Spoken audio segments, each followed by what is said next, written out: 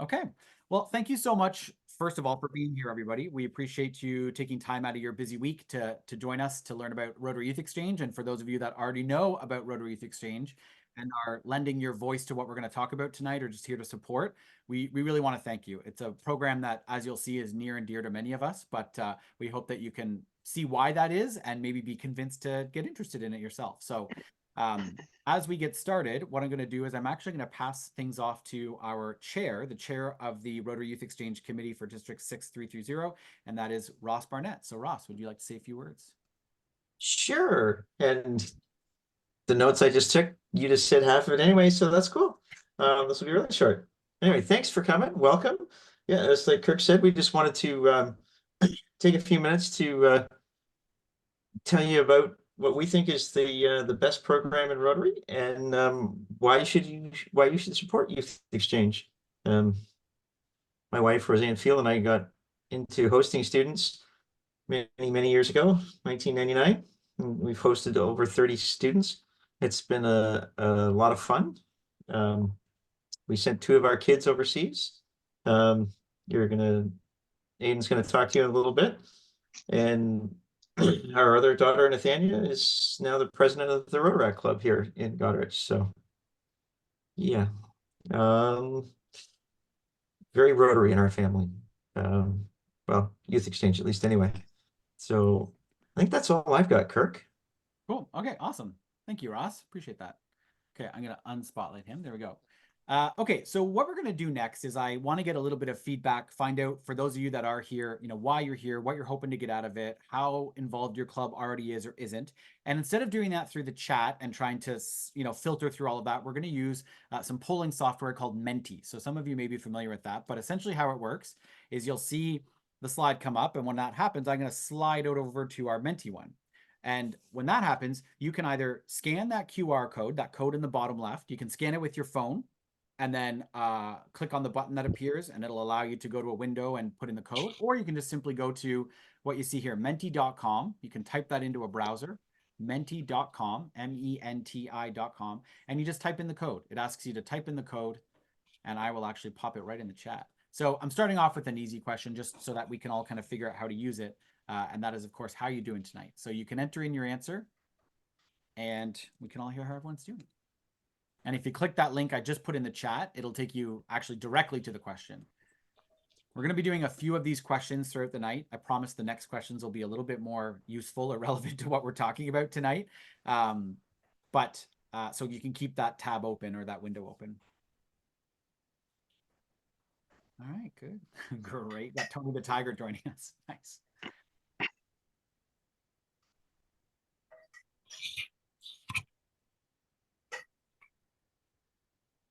All right. Yeah. Oh, already 15 minutes. Okay, they're coming. They're coming. This is good. I feel like at the beginning of the pandemic, this kind of thing would have caused basically upheaval, chaos, and everyone would be like, I don't know how to do this. Leave me alone. Just let me turn off my camera. And now people actually like get into it, which is really exciting. So thank you for humoring me. Promise I'll ask more relevant questions in a minute. Okay. So we'll give it maybe 15 more seconds for those that are still trying to figure it out. It'll be the same code for all of the questions I asked tonight. So if you're still struggling to get in, once you get in with that code, you're good for the rest of the webinar. Okay, all good. All good. All right. Okay, cool. We're gonna move forward. So if you were just putting in your answer, you can still click enter, but we're gonna move ahead. I have another question for you. And the question that I'd like to know from you now is, if I can move ahead here, there we go.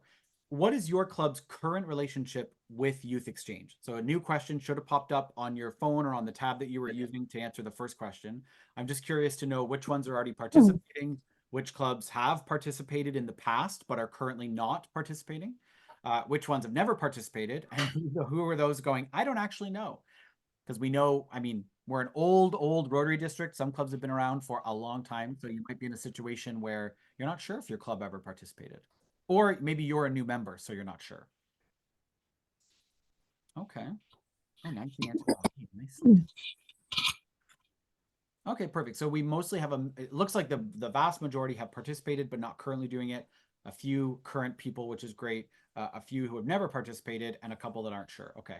What I'm going to say is for the current participators, you're probably not going to learn too much from this webinar because you're already in the program, which is fantastic. But what I'd love is if you do have either comments you want to add, to maybe support what we're talking about or answer people's questions in the chat, feel free to throw those in the chat as we go. That can be helpful. And so really what we're focusing on tonight is the people that have maybe participated in the past but aren't doing it now, or those who have just never participated. And of course, the not sure's, because maybe your club did it and you're not familiar with it. Okay. As we dive in, so thank you for humoring me with answering those questions. I appreciate that because that is good for us to know. What we're going to do now is jump back to our slides here. So I want to know, so we have that understanding there. We want to talk a little bit about what is Rotary Youth Exchange and get into it, but I want to just give you a couple of ground things first, I guess. The first is just giving you an idea of what we're covering tonight. Tonight is not going to be an in-depth, 4-hour session on everything Youth Exchange. We're going to be here for probably half an hour to 45 minutes. It's not meant to be everything you need to bring back to your board. It's really meant to say, hey, if you aren't doing Youth Exchange or you never have, and you want to just get a general idea, not only of what it is, but why you might be interested, this is what we're going to learn. And then we want you to go back to your board of directors. We want you to go back to your clubs and chat with them and say, hey, this might actually be kind of cool for our club to get involved in. And then we know that's when all the questions come, right? That's when Erin goes back to her board and they ask her 15 questions and she goes, yeah, I got to get you some answers. And that's when they'll come to us. Erin will come to us and say, hey, these are the 15 questions. Can you get these back to me so I can chat with my board? So we didn't want to bore everyone on a Monday night with a bunch of detail-oriented stuff. So we're keeping it pretty high level, trying to focus more on why you might want to do this program rather than the what's. And we'll get into the what's once you folks have questions. But that being said, if you do have questions at the end of the webinar, feel free to stick around and we can answer any of those either high level or really detail-oriented questions. All right. Other thing I meant to mention is who I am. I realized I didn't even introduce myself. I just got so excited. So my name is Kirk Langford. I'm the outbound coordinator for District 6330. So even though I don't get paid a single cent and I'm lodging a complaint, my boss is Ross. And so that's who I'm lodging a complaint with, and it keeps falling on deaf ears. Yeah, there you go, right? That's my raise, right? That's you showing me my raise, right, Ross? No, Ross is fantastic. So just to put it into context, Ross is the chair of the program. Anyone particularly new to Rotary, within a district, the chair of a committee, of a district committee is kind of the highest person in that program. They essentially run that program for the district. So that's Ross for us. And then currently I'm in a bit of an in-between position where I'm currently helping our outbounds who are going to go on exchange from our district prepare. Meanwhile, I'm transitioning into the role of inbound coordinator, which is essentially helping the students who are coming to our district to do exchange in Canada and the US. All right, so that's who I am. And I love to talk, which is why I am nominated to do the presentation tonight. So there you go. Okay, so let's dive in here. So what is Rotary Youth Exchange, right? That might be your first question. I get it if you've been around a while. This is a bit redundant, but for those of you that aren't, I just want to give you a high level of what it is you might be thinking about. So it is a study abroad program. All right. The whole idea is that you go to another country, you go to school for 11 or 12 months, anywhere between about 10 to 12 months. All right. What that means is that it is an academic exchange. So students do have to go to school. It's not a free trip around the world. It's not a travel to your heart's content kind of program. We are wanting students who want to go to school, who want to learn and that kind of thing. All right. But it's also a cultural exchange. So a part of it is also learning a new culture and a language. So it's not just purely academic. It's also a cultural exchange. Okay. Students usually end up making lifelong friends and family from around the world. And they're usually hosted by anywhere from 1 to 4 host families. Usually it's about 3. So they get to live for a few months each with different families to get a different experience with those families. It also makes it, as a host family, a little bit easier to commit to, taking a student on for 3 months rather than 9 or 10 or 11 or 12 months. Okay.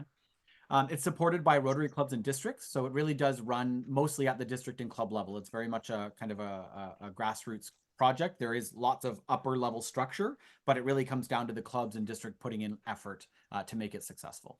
All right. Interestingly, many rebounds call it the best year of their life when they come back. They don't necessarily say that right away, and sometimes they don't say it after a while because it takes some reflection to figure that out. But it's really neat to see the transition from how they view it as they come back and start to grow and mature and realize everything that the experience meant to them. So yeah, we'll chat about that a little bit more. But that's a quick overview of what the program actually is in terms of what we're looking at. Okay. feel free to pop your questions in the chat. If you don't think you want to remember them until the end, you can certainly put them in the chat, and then we'll make sure we address them at the end. Okay, so that's what it is. Why are we doing it? Or sort of what's the why, right? The goal of Rotary Youth Exchange, our mission, is that we want to build peace one young person at a time. That's, if you go to ri.org or rotaryinternational.org, that's right on the page of the Rotary Youth Exchange kind of subpage. Is that Rotary Youth Exchange builds peace one young person at a time. When Aiden and I, you're going to meet Aiden in a little bit. She was an outbound to Brazil the same year that I was an outbound to Brazil, actually. So we both did our exchange in Brazil. And we were really fortunate in the year that we were going on our exchange. We were able to hear from the then Rotary International president, who was from Sweden at the time. And I can never fully properly remember his name. I think it's Carl Wilhelm Stenhammer. And he came and spoke to us at a conference that we did in Grand Rapids, Michigan. And it was 20 other districts there as well. So lots of kids. It was amazing. And one of the things he said is, I truly believe that if every 17-year-old in the world did a Rotary Youth Exchange, there would be no more war. And, you know, we were a bunch of kids. And so he was kind of trying to get us revved up and into it. So he goes, would you like to know why? With his cute little Swedish accent. And we were like, why? And he's like, well, because you can't shoot your best friend. And, you know, I'll tell you, as a 17-year-old, I thought that was pretty cheesy. I thought it was pretty lame. And I was like, okay, dude, off the stage, you're expired. You know, kind of weird to say that to a bunch of kids. Never really understood it. Then I went on my exchange and met some exchange students who became my friends. I met lots of Brazilians as well. My best friend was a German. And from all of you that are Canadian or took, you know, Canadian history, you know that what you learn in grade 10 is that the Germans were the bad guys in World War II and World War I, right? We were the good guys. They were the bad guys. They ruined things. We fixed things. And some of those stereotypes tend to stick in your head for a long time. So when you meet a German, even though it's, you know, it's a war you were never part of, and it was, you know, 60 years later, that sticks. And so how interesting when I hear this man say, there'd be no more war because you can't shoot your best friend. I think it's kind of lame. My best friend, while I'm in Brazil, ends up being the German exchange student. And it wasn't until I was sobbing on the plane ride home, because I just said goodbye to, you know, my best friend, that I finally understood what he meant. Because, you know, at that point, they were putting guns in your hands and saying, shoot, don't ask questions. You could have put a gun in my hand at that moment and said, shoot that man, he's a dirty German. And I would have said, go to hell. I wouldn't have touched it. So it finally hit me what that really means. And so I share that story because I think reading this can feel a little bit lame. Peace, one young person at a time. But I think there's real power in that. And I think that for everybody on here that is already familiar with the program, I think you probably have seen this in action, which is really wonderful. And in a minute, we're going to hear from two people who have participated in the program and the impact it's had on them in that same regard. So, okay. So enough from me for a minute. What we're going to do is we're actually going to hear from another past student. So what I'm going to do is I'm going to ask Aiden Hogervorst. Did I say that right, Aiden? Your last name? Yes, you did. All right, yes, so I'm gonna chat a little bit with Aiden. So Aiden was an outbound to Brazil, like I mentioned, the same year that I went to Brazil, 2005, 2006. So Aiden, I'm gonna just ask her kind of a few questions here and get a sense of her kind of journey through Rotary and her experience with Youth Exchange. So Aiden, could you start us off just by telling us about your experience with Rotary, your Rotary story? Yeah, of course. So as my dad mentioned, so my dad is Ross, he is the district chair. So my parents started hosting Rotary Youth Exchange students in 1999, which at that point I was 10. And so after 5 years of hosting exchange students, I was the age that I could apply to go on exchange. And so it was kind of a given. I'd been thinking about it for, at that point, a third of my life. And so I applied. I knew exactly where I wanted to go. I wanted to go to Brazil. It was my first choice from the get-go. And so I got to go on exchange for a year. It was a very transformative year for me. I'm sure most of my friends from 18 to 25 will tell you that it was what I talked about most in my life at that point for almost a decade afterwards. And then I quickly became involved with a number of other Rotary programs very quickly after my exchange. I was involved with the Goddard Rotary Club, who sponsored me when I came home. And then I joined a Rotary Club with the University of Guelph. And then we moved to Mitchell when I was 24. And I started with the Rotary Club of Mitchell, and I very quickly became a Rotarian. So I've actually been a Rotarian for almost 10 years. And I have also been the president of the Mitchell Rotary Club. So that was an exciting year for me as well. And I've been the youth exchange officer for both the Mitchell Club and the Goddard Club. So I'm very involved with the program still. And it's a program that is really near and dear to my heart. And I think that that's a big reason why my parents are so involved with Rotary and why I'm so involved with Rotary is that I love working with this program. And I truly believe that this program affects people so significantly. Like Kirk mentioned, we went out on exchange the same year. And so we've been home for almost 20 years. And I got the privilege of attending Kirk's wedding this year. So obviously like lifelong friendships, and there's going to be quite a few people at Kirk's wedding we all went on exchange together. So it really brings people together in a way that not many other things in my life have done. So that's kind of my youth exchange and my Rotary career in a nutshell, Kirk. Awesome. Thank you. That's cool. So I want to touch on something you mentioned, so I guess you've been a Rotarian for for almost 10 years already. And I don't want to give away your age, but I know you're almost the same age as me and we're under 40. I don't think it's very often, I'm not going to brag, but I don't think it's very often that you meet Rotarians who are under 40, who have been Rotarians for almost 10 years and who have already been their club's president. And I'm wondering, what impact did exchange have on having you be so dedicated, I guess, instead of just maybe joining and testing the water? And, a lot of members do that, right? We test and we're not sure, and then maybe we get involved. Do you think having gone on exchange, did that enrich or make you go, you know what, I just know already that this is something I want to be involved in? Talk a little bit about that, if you don't mind. Absolutely. So one of the key reasons that I think that I got so involved with Rotary so quickly is because when you go on youth exchange or you participate in the youth exchange program in any way, really, whether you're as a student or a Rotarian, you get a glimpse of what Rotary is internationally much faster than a lot of some of the other programs that we have under the Rotary umbrella. Quite oftentimes you'll meet Rotarians who have been club members for a number of years, and they really are they're aware of what their club does locally and even at the district level, but they aren't really aware of the international level that Rotary has and the difference that we make throughout the world.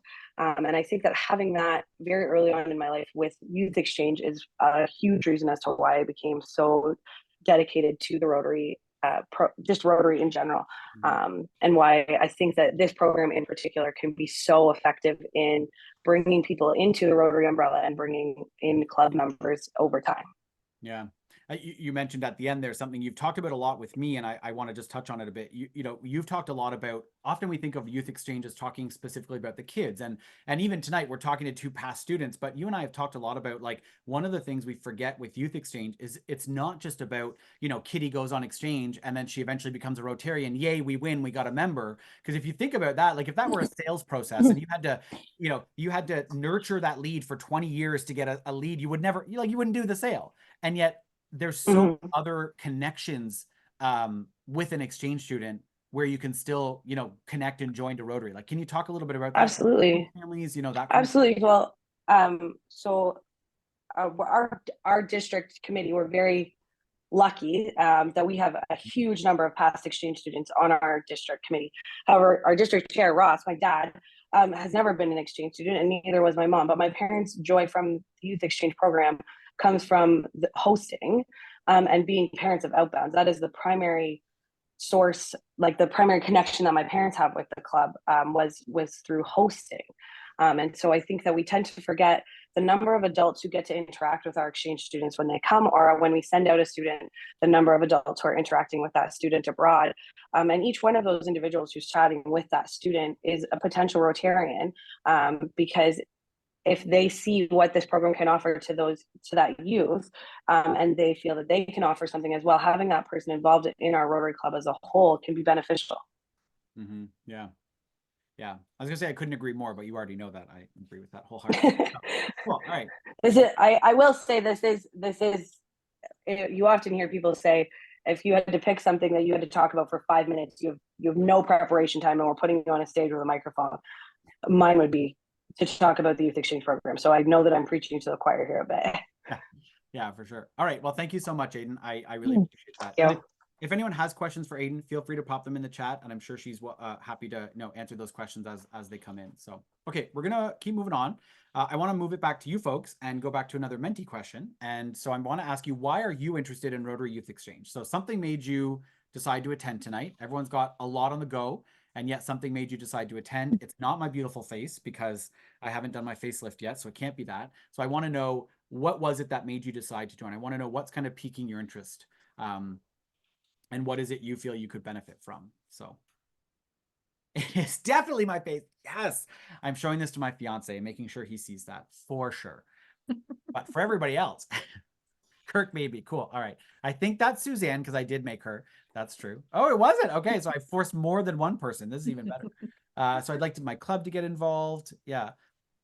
My club asked me to sit. Okay, perfect. So someone representing their club. That's awesome. Yeah. And I'd like to know, working with youth, and would like to pitch this. Okay. Representing the club. Perfect. So for those of you that are representing your club, give me a sense of I think you can submit multiple answers. Let us know, like, what is it about it that you think your club might be interested in? What aspect are you kind of going, oh, this is why this is a potential project our club is considering? So we would like our club to get involved again. Okay. To help my neighboring community clubs join the fun. Perfect.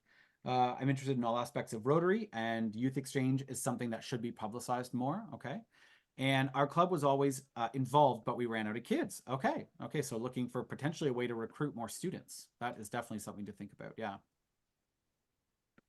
Oh, perfect. Thanks, Hayden. I just saw you posted the thing there. Thank you. We are revisiting what we're doing and how we can make greater impact. Yeah. That's part of bringing up the idea of impact. Is I'm not sure who put that, but thank you for saying that, because it is a really important piece in Rotary, is that we're spending a lot of time now not talking about who gets the perfect attendance award, who's been to every lunch meeting for 40 years, but what kind of impact have you actually made as a Rotarian, as a club? And I think Aiden spoke a little bit about that, like the impact that you can make as a Rotarian, and that the program then makes to your club sort of its reciprocal, really. It's I would say it's such a high impact program because of that. So that's a really good point. Our members are energized by our students. Perfect. Oh, we got lots more. Okay. Representing our club. Okay. Youth exchange will broaden rural life experience. Oh, absolutely. Yeah. My club is hosting Diego. He's the inbound student from Strathroy. He's from a city of 2 million people in Mexico. He arrived to big old Strathroy of 20,000. And one of the first things he asked me was, how many other students are going to be here? I said, oh, what do you mean? Like, your school has 1,200 kids.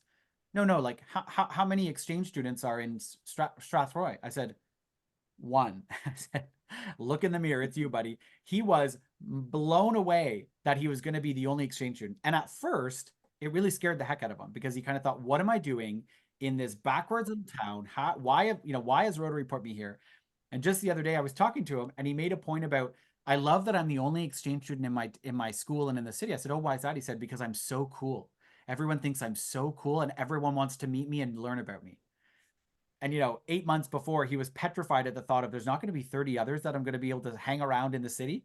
So kind of a neat change of perspective. So your exchange will broaden, hosted students in the past and enjoyed meeting and counseling. The best program in Rotary, ran out of host families. Okay, so host family recruitment is a need for sure. I'm a teacher, and I know exchange is an education that they can't get in the classroom for sure. My daughter was a youth exchange student, and I'd like to see my club, despite being a small group, become involved. Okay, great. It's a great experience. We have let it slide, but would be nice to get back. Love the program and would love to see more local involvement. Our club members have been families, but I'd like to see more. Yeah, and to Aiden's point, host parents, we often think we have to get our club members to be the host families, but why not make host families become members? Well, not make them, but get them, convince them to become members, right? I wholeheartedly believe in the statement, world peace one student at a time. I've been the youth exchange counselor and a host parent, and I love the potential of youth in the future and how they will lead us. Yeah. I want to get our club more engaged with youth, and interested to see students grow and mature over their year and keep contact, meet their kids over Facebook. Yeah, for sure. Makes the world smaller and opens minds in our small town. Perfect. Oh, world smaller. Yeah, makes the world smaller. Perfect. Okay, cool. Thank you for those answers, folks. There's definitely some good stuff there. Okay, we're going to keep moving on. So I'm just going to slip back here. There we go. No, we're not hearing from Aiden again, I promise. There we go. So we're going to talk a little bit of info, a little bit of detail. The first thing I wanted to just touch on just lightly is how much it costs, because there's a lot of, I'd say, sort of misinformation flying around about it. Essentially, you would either be sponsoring an outbound student, hosting an inbound student, or both, preferably both. But just to clarify it, to sponsor an outbound student for your club, it doesn't cost your club anything. The students, the outbound students, pay those fees themselves, or their family pays the fees. Some clubs do give some money to the outbound student as a donation, but you're not required to. All right. So to just sponsor a student, you don't actually have to pay anything. Okay. Where we ask for funds are in hosting an inbound student. So when you want to take in a student, okay. Now there's this 3,000 to 5,000. That sounds like a big range. It's simply because it depends on how kind of much your club dives in. There is a fee that you pay to the district. It's $1,250 Canadian or 1,000 US. You are required to give the student about $100 a month Canadian as a stipend for them to use for just spending money. And so already right there, you're at about 2,400 bucks. Generally speaking, you would also pay for their meals at a meeting, right? So then you can start to see where does your club want to buy them a Christmas gift? Do you want to buy your host families thank you gifts at the end of the year? Would you like to sponsor the inbound student to attend the seminar for tomorrow's leaders that happens on Mother's Day weekend? You can see why we put the range there, because the bare minimum, you're looking at probably around $3,000, but you can certainly go up from there depending on how much your club wants to spend above and beyond kind of the bare minimum. So from a cost perspective, nothing technically to sponsor an outbound, and somewhere around 3,000 to 5,000 to bring in an inbound student. All right. And if you needed a breakdown, for example, if you want to go back to your club and talk about this and you're going, I would appreciate maybe a sample budget for that inbound student, what that could look like. We can provide you with a sample one that other clubs have used, and you can adjust it for your purposes. Okay. All right. The other, again, high level but detailed question that we wanted to address is just what are the requirements for participating? We don't want anyone to feel blindsided. We don't want anyone to kind of go, oh, I didn't know we had to do that. So the piece we wanted to cover is kind of what's the commitment in your club look like? And there's really 3 positions, okay, that your club needs to have in order to run the youth exchange program in your club. You need to have what's called a youth exchange officer. That person essentially acts as the student's guardian or custodian while they're the inbound student while they're in the country. Okay. And then they also assist the outbound student with their application and that kind of thing. Okay. Your club has to have a youth protection officer. So in the same way that the district has the youth protection officer that helps with any youth protection related things, your club needs to have someone designated as well. This can actually be the same person as the youth exchange officer. So it could be one person taking on 2 roles, or even better, you have a youth exchange committee and you've got a YEO and a YPO. Okay. The third one is a youth exchange counselor. Now, I know if you're new to this program, this just all sounds like gibberish, and that's okay. Basically, the way we explain it to the students and the way we explain it even to other Rotarians is your youth exchange officer is kind of like your mom or dad. They get the final say. They sign the permission forms. They say what you get to do and don't do. The youth exchange counselor is like that cool aunt or uncle that's kind of there to support you, there to advocate for you, there to listen, help you with the culture, help you make friends, and that kind of thing. All right. And you need to have all 3 of those positions covered in your club. We would usually recommend that most clubs have a youth exchange committee. Don't try to do everything on your own. We know that in some clubs, Bev goes, I really want to have the club. I really want to have this in my club. So I'm just going to take it all on to do it. What we do find is that you can do it, but it sometimes leads to burnout, right? And we don't want that. We want you to share the load. We want you to take responsibility, kind of empower people in the club. So it's better when you can do it as a committee and share some of that responsibility. All right. The other thing I was going to talk about a little bit, but I think it's kind of too into the weeds, but just something to think about, is time commitment. There are sort of certain times when it's busier than others. And so if your club gets interested, that's something we can provide more information on. Kind of, as a YEO, when am I going to be busy? Because my club has the big golf tournament in June. And so if I'm going to be super busy in June, that's out for us. Or, we have our big Christmas bonanza. If it's going to be November, I'm out. So we want to be realistic about the time commitment. And so if that's something you're interested in, we can give you a bit more info about what that looks like. All right. Because it is like most Rotary initiatives, there's certain times where it's kind of downtime, you're not doing too much. And there's other times where it's a little bit busier on both the inbound and the outbound side. All right. Okay. So I want to go back to one last Menti question for the night. Just make sure you're all still awake. And I want to ask you, what challenges is your club facing right now? Or what challenges are your club facing right now? There's some grammar teacher there tisking me going, how dare he? So you can select all that apply. So what challenges is your club coming up against?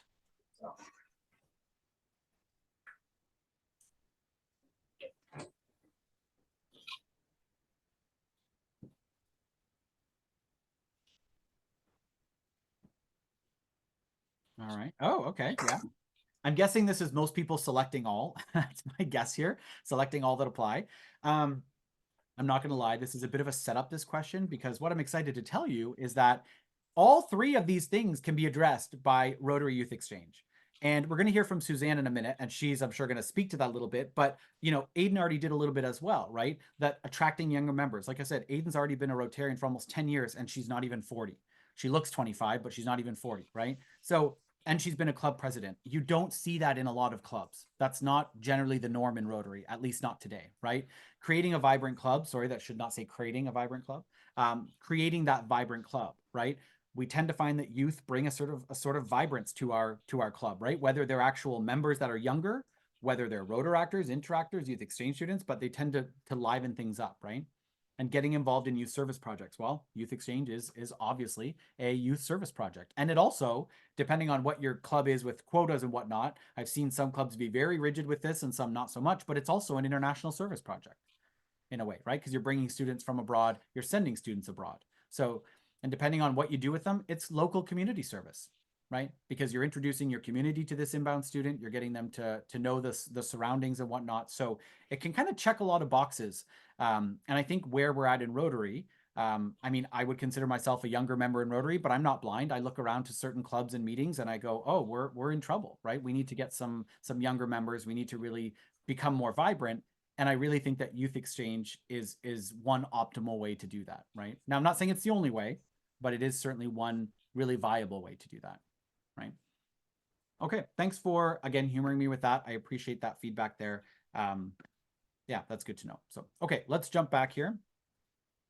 Let me get my bearings here again, all these things open. Okay, so what we're gonna do now is we're gonna hear from our other guest speaker, which is Suzanne. So Suzanne Brown, you're unmuted already, perfect. Suzanne Brown was an outbound to Mexico in 1999-2000, and I didn't realize it, but there's another student who, funny enough, was an outbound to Mexico in 1999-2000. So the chances that there's two outbounds from Brazil from the same year and two outbounds to Mexico in the same year is great. But I've asked Suzanne to just speak a little bit with me as well. So first of all, Suzanne, welcome. Thanks for taking the time to chat with me. Can you tell us sort of your Rotary story? Absolutely. So I did go abroad in 1999, 2000, Y2K year that was supposed to end the world. And it was, I can say, yes, one of the greatest years of my life for sure. I still say that many years later. Came home, was a Rotex for a couple of years, then got married, went away to school, got married, and life kind of happened in between there. And then all of a sudden, my oldest son decided that he was liking what Rotary Exchange students sounded like, and he said he wanted to go. So we got ties, paperwork all filled out. He ended up going to Finland for a year during COVID. Had the best year of his life. So was I here? He stayed his entire time in Finland, refused to come home, and was probably one of the scariest times, definitely as a parent, but also extremely reassuring knowing that the Rotary program was taking care of him and that his host family, he's so close with his host family. So it was reassuring, scary at the same time though, but I have all the faith in the world in the system with Rotary. While he was gone, then I became a Rotarian. I always said I wanted to be a Rotarian, was asked for many years, just didn't have the time and wanted to see what my kids were doing. And so I did join and became a member of the board of the club and then was a president as well. And then I got jumped in basically with the district level. And then now I am the outbound coordinator in training for our district. Amazing. Thanks, Suzanne. So first of all, I love that you went out in like an end of the world type year. And then Tyson, your son, also ended up going out in an end of the world type year. If you'd had someone go out in like 2012 during the rapture, it would have just been like the perfect trifecta. Anyway, maybe Tyson's son or daughter will end up going out in 25 years when the next world crisis hits. So who knows? But I still have another son that is planning my almost 14-year-old is bound and bent. He is going in a couple of years. So we'll see what happens that year. There's your warning. Right. So it could still happen. Yeah, true. So I want to talk about Tyson for a minute because I mean, I would guess he grew up hearing stories of his mom, you know, living in Mexico. I did Rotary Exchange. How much of an influence do you think your experience, and mostly I would say a positive one, had on his desire to go on exchange and just his knowledge or even his and his friends' knowledge of what Rotary Exchange is? Because the other thing that I think is interesting is there's Tyson, who's your son, but we've sent out other students from the Walkerton area, and all of them, and Tyson knows all of them and has talked to them about exchange. So, do you talk a little bit about that ripple effect that happens? So my kids grew up being around exchange students for the most part as well. Over the years, I've hosted over 20 students. But then I have 3 teenagers currently. So we haven't hosted for a very, very long time just because of our schedules. But they have grown up around the exchange students that I can say, even when Ties was abroad in Finland, my youngest son, Caleb, was extremely close with his oldest brother. But so we had an inbound exchange student in Walkerton from Chile, Mateo, and Caleb became extremely close with Mateo. It kind of he took over the big brother for him, and it was having that really helped Caleb through that year that Ties was gone. But being around a Rotary for so many years, the boys, my kids and my husband have been heavily involved as well, just having the community events that we're constantly involved with.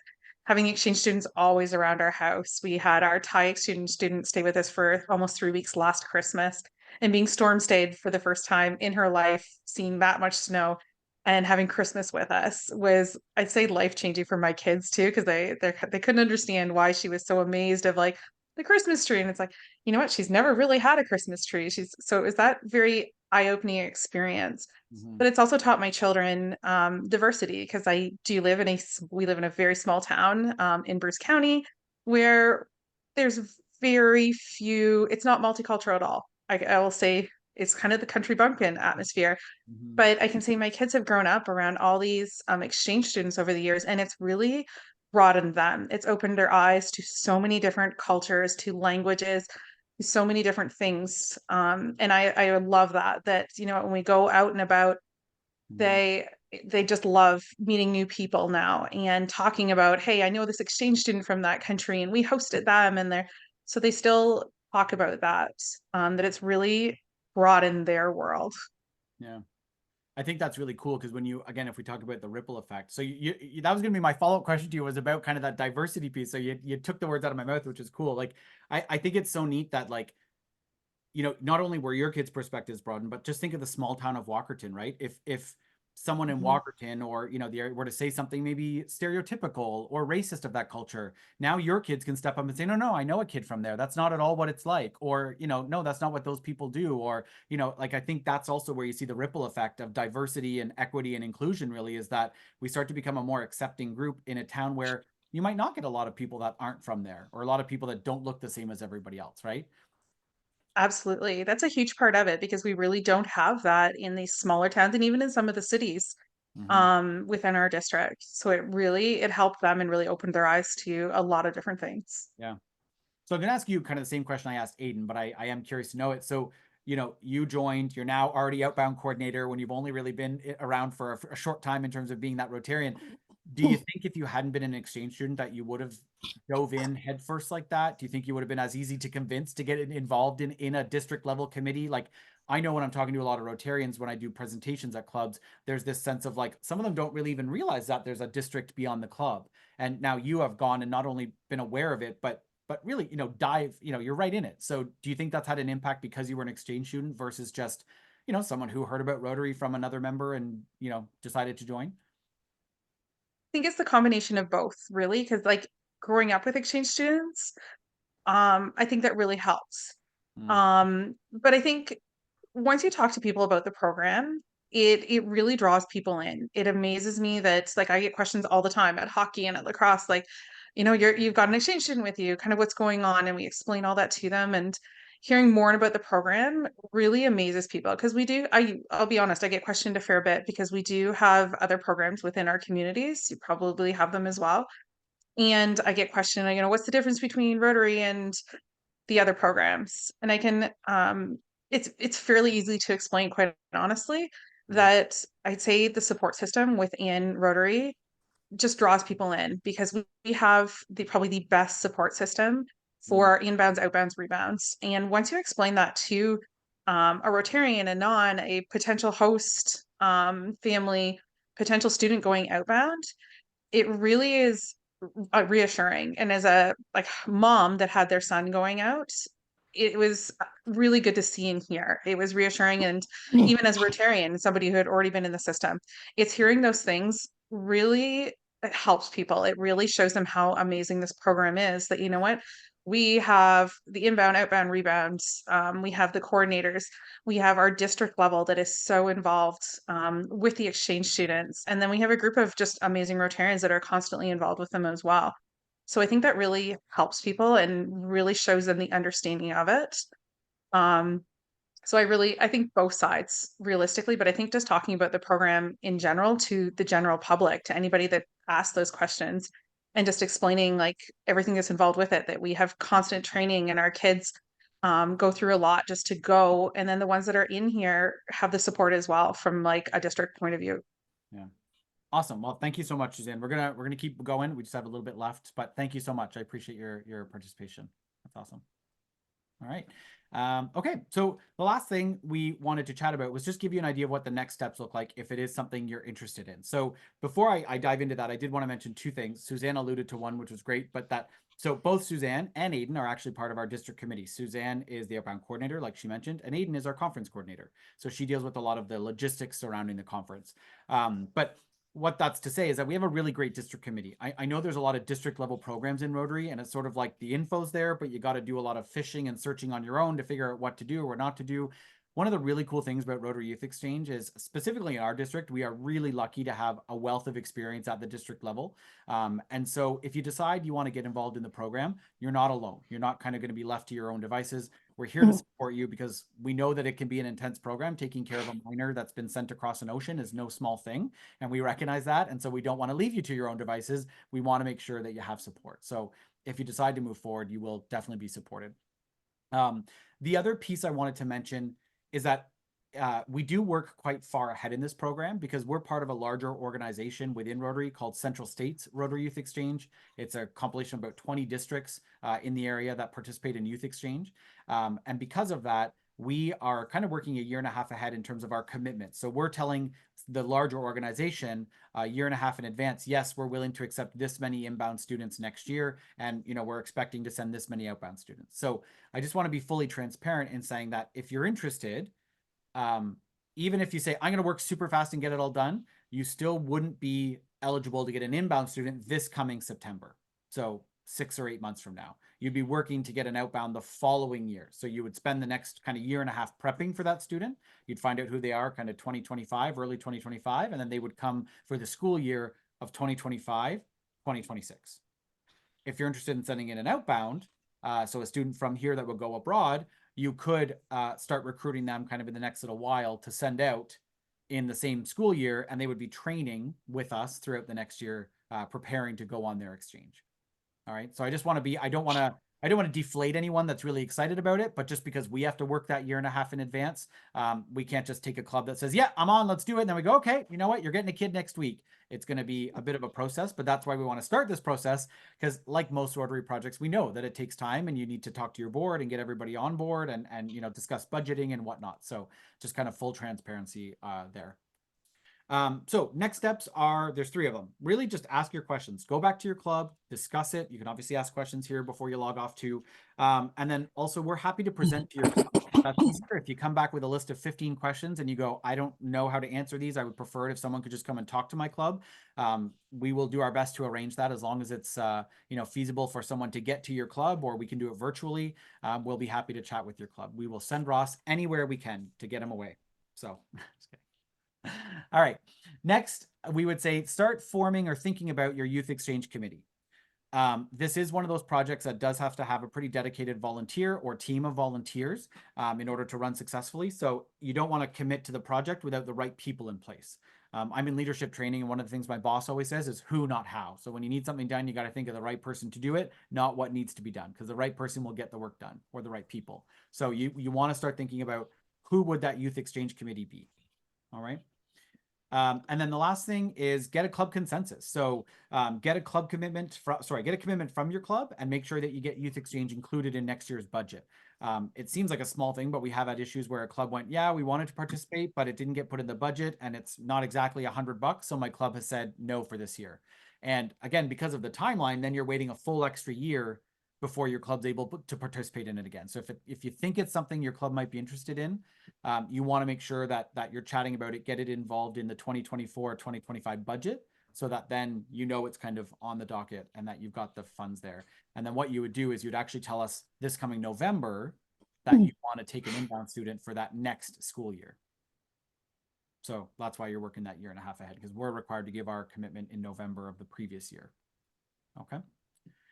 So with that, that's all I have. So I'm going to stop sharing and just ask if anybody has any questions. Actually, before I even do that, I'll say thank you for your attention. Thank you for your time. I appreciate you being here. If you don't have any questions, if we didn't convince you at all, you are welcome to just log off. That's okay. But if you have any questions, or you just want to see what questions might pop up, you are welcome to pop them in the chat, or you can simply unmute yourself. And like I said, if you need to just time to go back to your club and then come back with a list of questions, that is absolutely fine too. We are happy to get as many questions as you want to throw at us. So I will open up the floor. Yeah, Janet, go ahead. Hi everybody. This is fun. I kind of like the Zoom meeting now. I grew tired of them a few years ago, but they're kind of fun now. Yeah. Yeah. So as far as getting an inbound, I think I remember the procedure. But then if we do get our club on board after hours, Jackie, hi Jackie, I know you're still here. Would we then start like going to the high schools and doing some sort of presentation, or? Yeah, you got it. So that's kind of, it's funny, I'd put that as kind of a next step, was you'd start recruiting outbounds for hopefully next year. Usually what we would tell you is we usually want to see like a 1-to-1. So if you're taking in a student, you're also sending out a student, because that creates a nice space in the school board for that student that's going out to come back for the inbound student. So it creates a space for them in the school board, right? But currently we're having a situation where we have a good number of inbounds that want to come here. So if you said, you know, I don't know that we're ready to commit to an inbound, but we would like to send someone out, that we could make that work. So yeah, what you'd want to do is in the next few months, I'd say you'd want to be getting into the schools, chatting with kids. One of the things a lot of clubs have done in the past was they kind of waited until the next school year, like September of the year that the kid would be applying, to chat. And we've been finding that if you can get in now, now's the time, because these kids need to go back to their parents. They need to talk it over. They need to have all those important conversations. And then you can come back to them in, July and say, hey, what's it going to be? And if they go, yeah, I'm ready to do this, then come September, when the application form comes out, they're kind of ready to hit the ground running. So yeah, that's well, right. And I mean, like I remember when I taught elementary school, but I had my former students from elementary school who went on exchange in high school, Grace McClure, Katie Brandon Wheeler, like they came in and all their regalia and got the kids all revved up. Yeah. Well, so those kids are now of the age where they would be eligible, and I could probably still get a hold of Katie and Grace to do a presentation. Absolutely. Yeah, cool. Yeah, that's fantastic. I think we actually have a kid in Sarnia that's ready to go next year. She's wonderful. So we can chat about that as well. She was too young this year, but she'd be great for next year. So we've got your recruiting done for you if you really want. I want to recruit. Well, hey, what you can do, because we've been talking about this as well, recruit the grade 7-8s, because we've been also finding that some of the best practices that have been coming back is like start recruiting them in grade 7-8, so that by the time they're of the age to go, this is kind of a done deal. They're all so ready to go, because what we find in high school is the social aspect kicks in, and they've decided that they need to graduate with their friends, because nothing is more important than graduating with their friends, because as we all know here, you're going to be friends with your high school friends till the end of time, right? So it's really important you graduate together. If you can get them in grade 7 and 8 when they're still more interested in that, then sometimes they're already like, yeah, I don't care about graduating with my friends. I want to go on exchange. So you can still be recruiting anyway. Yeah. And the age is still 17 to 21. No, we're 15 to 18, and 18 is kind of the upper. 15 to 18. Yeah, that's right. Okay, thank you. Yeah. Essentially, what's ideal is that they haven't graduated before they go on exchange. And that's a function of what we call reciprocity, which is basically the school board doesn't want us to add a spot for an inbound without creating an outbound space. So a student leaves from their school board and it kind of creates a space for an inbound student to be here. Whereas if we just say, hey, we've got 5 kids from Chile that want to go to your school, they're going to go, who's going to pay? Who's paying for those kids to go to this school? Whereas if that same school sent 5 kids, or that same school board sent 5 kids, and they're going, well, there are 5 spaces that, you know, the kids that are on exchange have taken, or rather have left. So. Well, Kirk, there's a question Is there? in the chat, and it's about, is there a shorter term RYE program in District 6330? Can you just address that, please? Yeah, for sure. Yeah. So 2 answers. Yes, there is a short-term youth exchange program that exists, Rotary Youth Exchange short-term. It's anywhere from, I think, a month to a couple weeks to like 3 months. Unfortunately, our district doesn't run that program. At the moment, anyway, we don't. It's partially a function of just having enough people power to do it, because it takes enough people to run the long-term program, that at this point we haven't just had the manpower to do that. So at this point, that doesn't exist. But some districts do it. It would be easy to implement, however, Hmm. because it does, Central States supports it. So, we would just need somebody who really wanted to champion that. And it's a 1-to-1 exchange.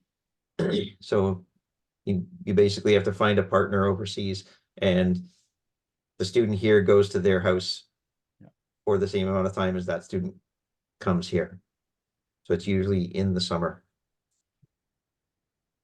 Or there are also there are short-term camps that all over the world. Also, thanks, Aiden, for the kind of description in the chat. If anyone's kind of frustrated, not frustrated, but confused by what I was trying to say with when you leave and when you go, check out the chat. Aiden has outlined it there really nicely. All right. Any other questions? All right. Who's willing to put down $12.50 and sign their club up? Let's go. Discount tonight. $50 off if you sign up by 8 p.m. Do I have any takers? I mean, I wouldn't say no, but you know. All right. Well, with that, we'll let you go enjoy the rest of your Monday night. Thank you so much. I also want to thank Ross as district chair. He puts in countless hours in youth exchange. I don't think anyone quite realizes how many hours he puts in. Aiden and Suzanne, thank you for, well, chatting with me tonight, but also your time on the committee and everything. And Sue Bandine, we didn't introduce you, but Sue is our inbound coordinator, and she's also a past exchange student to Sweden. So thank you as well, Sue. So have a good night, everybody. And Thanks, the Kirk. recording will be available, so we'll send that out after the fact. But have a great Okay. night. Thanks.